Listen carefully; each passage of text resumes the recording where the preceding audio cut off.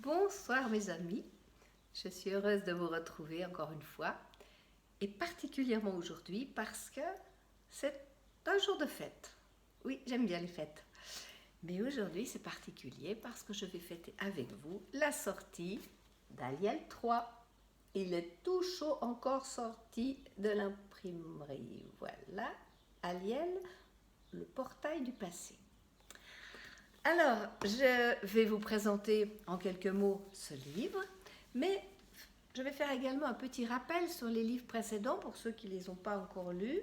Alors, nous avons d'abord le premier, Aliel ou le parcours d'une âme. Vous vous souvenez, c'est l'histoire d'une âme qui décide de s'incarner sur la terre et qui va rencontrer certaines difficultés, mais aussi des choses extraordinaires puisqu'elle va rencontrer un compagnon avec qui elle va faire un parcours initiatique. Ils vont partir en Arizona et ils recevront l'initiation au feu et à l'eau qui sera extrêmement importante pour eux et qui commenceront à réaliser vraiment quand ils seront de retour à la maison tout ce que ça implique et prendront le temps dans Aliel 2 d'intégrer ces initiations qu'ils ont reçues en Arizona. Voilà, ça c'était Aliel 2, vous l'avez déjà lu, Entre les mondes, et qui se passe à Genève.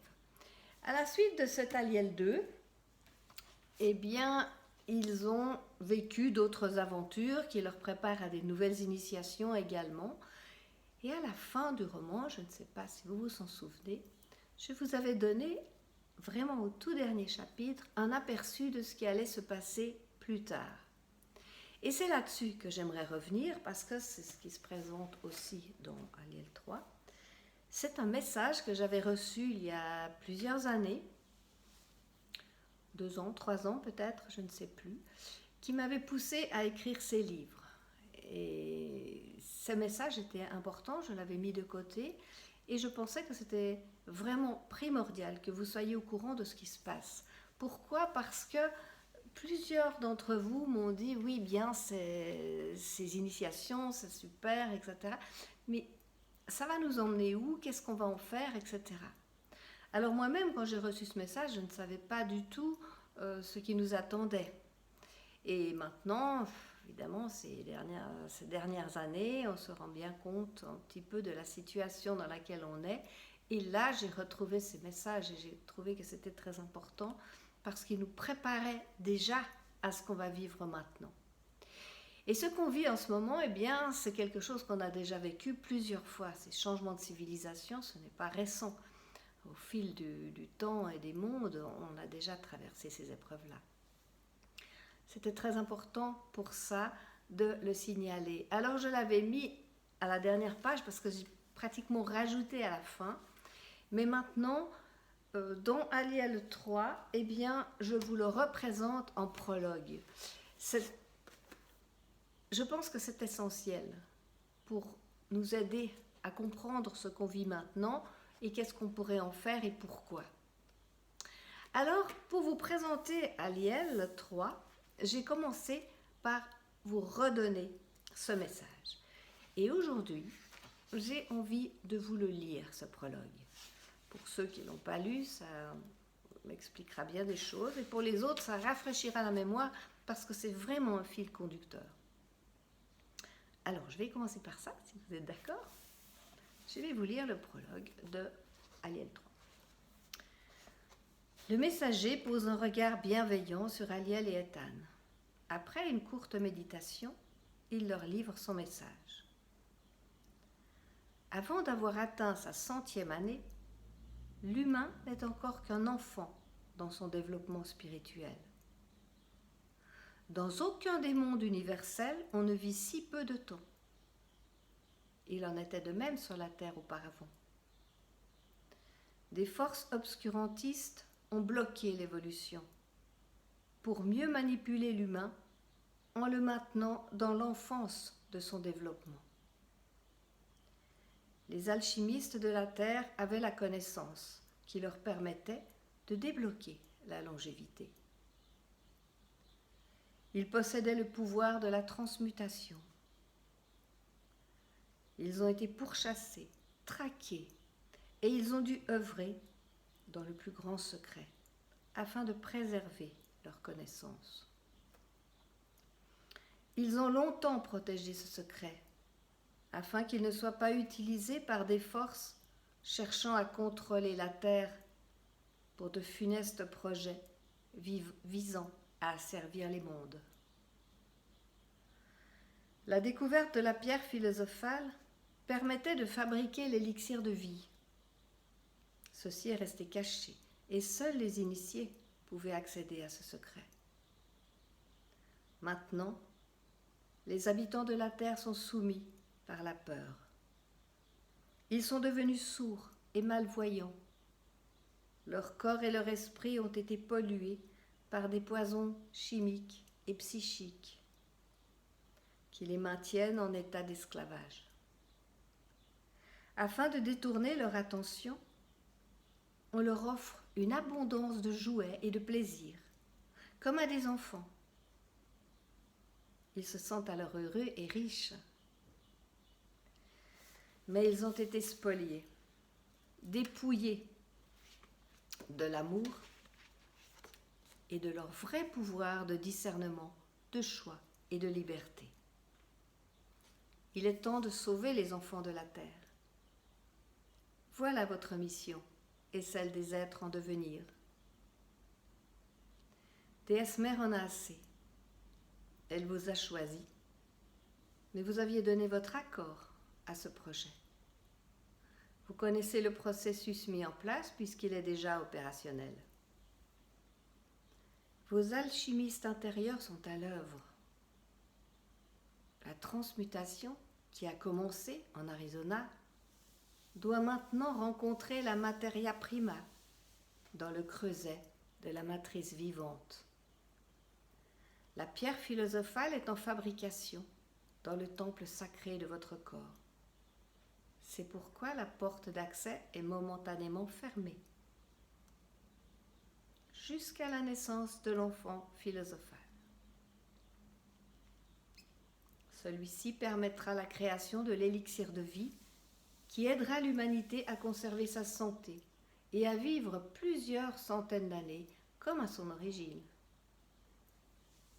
L'humain pourra ainsi accéder à l'âge adulte de son développement. Cet élixir ne le rendra pas immortel, ce n'est pas le but recherché. Pendant que l'œuvre alchimique se poursuivra dans la matrice vivante, vous ne serez pas inactif. Vous connaissez tous les deux la respiration tantrique puisque vous la pratiquez. Il est temps de passer à la vitesse supérieure et de l'élever à la sexualité sacrée, afin de vous relier à Déesse Mère. Elle vous attend. C'est un enseignement que vous avez déjà reçu.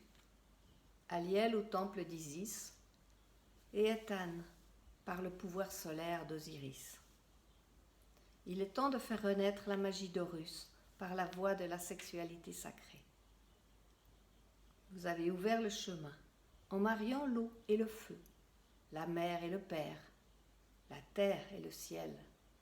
Désormais, Déesse Mère est prête à enfanter à nouveau par la semence issue d'une nouvelle dimension vibratoire et par le sang du dragon qu'Ethan lui a offert.